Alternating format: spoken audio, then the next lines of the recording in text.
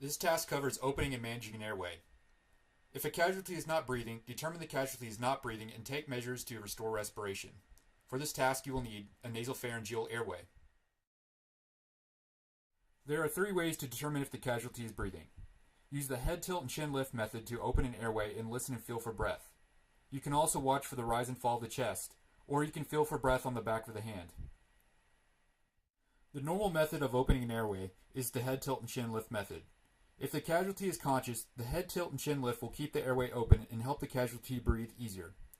Place one of your hands on the casualty's forehead and apply firm backward pressure with the palm of your hand to tilt the head back. Place the fingertips of your hand under the tip of the bony part of the casualty's lower jaw and bring the chin forward. We'll now demonstrate how to perform rescue breathing. In rescue breathing, you blow air into the casualty's lungs and then let the casualty expel the air. This approximates the body's natural breathing.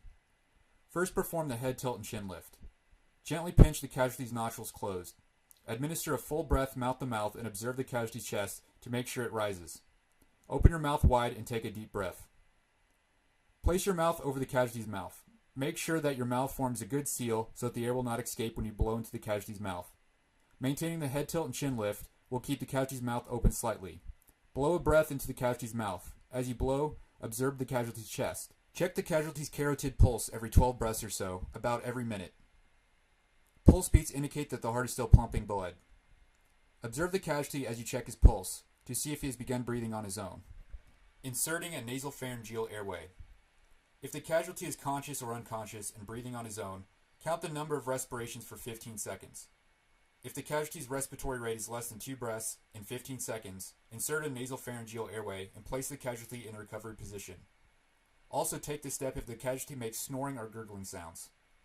Do not use the nasopharyngeal airway if you have evaluated head or neck trauma or see clear fluid coming from the nose. How to insert a nasopharyngeal airway is as follows. Lubricate the tube with sterile lubricating jelly or water. Expose the opening of the casualty's nostril. The casualty's right nostril is normally used for the initial attempt. Expose the opening of the casualty's nostril and insert the tip of the airway tube into the nostril. Position the tube so that the bevel, the pointed end of the airway, faces toward the septum, the partition inside the nose that separates the nostrils. Insert the airway into the nostril and advance it until the flange rests against the nostril.